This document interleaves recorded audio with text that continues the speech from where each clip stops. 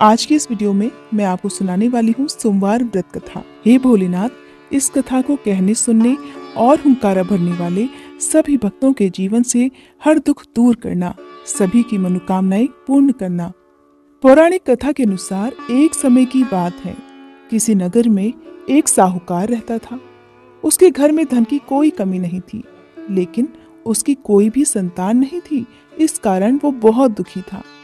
पुत्र प्राप्ति के लिए वो हर सोमवार व्रत भी रखता था और पूरी श्रद्धा के साथ शिव मंदिर जाकर भगवान शिव और माँ पार्वती की पूजा भी किया करता था। उसकी भक्ति देखकर एक दिन माँ पार्वती प्रसन्न हो गई और भगवान शिव से उस साहूकार की मनोकामना पूर्ण करने का आग्रह करने लगी।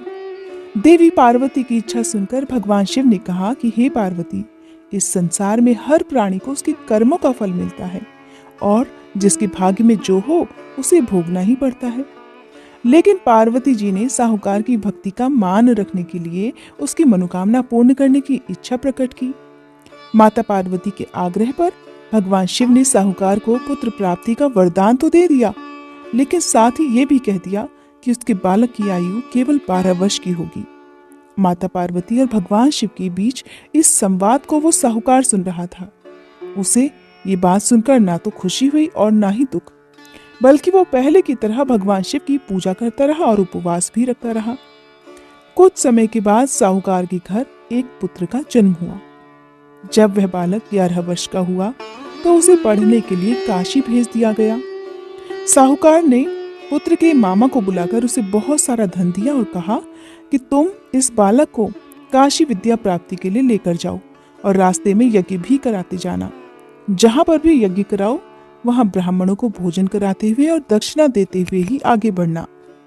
आप दोनों मामा भांजे इसी तरह यज्ञ कराते और ब्राह्मणों को दान दक्षिणा देते हुए काशी की तरफ चल पड़े। रास्ते में एक नगर पड़ा, जहां नगर के राजा की कन्या का विवाह था। लेकिन जिस राजकुमार से उसका विवाह होने वाला था वो एक आंख से काना था। राजकुमार के पिता ने अपने पुत्र के काना होने की बात को छुपाने के लिए एक चाल सोची। साहूकार के पुत्र को देखकर उसके मन में एक विचार आया। उसने सोचा, क्यों न इस लड़के को दुल्हा बनाकर राजकुमारी से विवाह करा दूं। विवाह के बाद इसको धन देकर विदा कर दूंगा और राजकुमारी को अपने नगर ले जाऊंगा। लड़के को दूल्हे के वस्त्र पहनाकर राजकुमारी से विवाह करा दिया गया। लेकिन साहूकार का पुत्र ईमानदार था, उसे ये बात बिल्कुल ठीक नहीं लगी।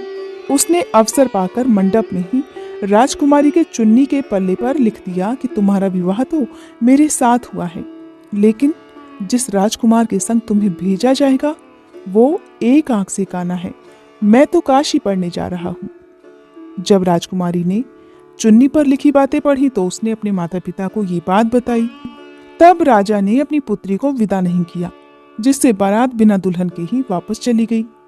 दूसरी ओर साहूकार का लड़का और उसका मामा काशी जा पहुंचे।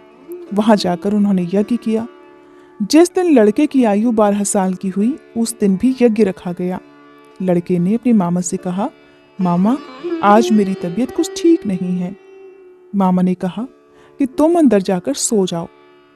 शिव जी के वरदान अनुसार कुछ ही देर में उस बालक के प्राण निकल गए।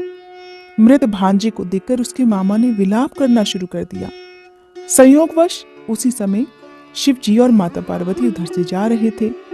माता पार्वती ने भगवान शिव से कहा, हे स्वामी, मुझे इस व्यक्ति के रोने का स्वर सहन नहीं हो रहा। आप कृपया इस व्यक्ति के कष्ट को अवश्य दूर करिए। जब भगवान शिव मृत बालक के पास गए तो कहने लगे कि ये तो उसी साहूकार का पुत्र है जिसे मैंने 12 वर्ष की आयु का वरदान दिया। हे देवी पार्वती, अब इस बालक की आयु पूरी हो चुकी है। लेकिन ममता से विभोर होकर माता पार्वती जी कहने लगी, हे महादेव, आप तो सभी के दुख दूर करते हैं, अपने भक्तों की मनोकामनाएं पूर्ण करते हैं। कृपया आप इस बालक को दीर्घायु होने का वरदान प्रदान करें, अन्यथा इसके वियोग में तो इसके माता पिता भी तड़प तड़प कर मर जाएंगे।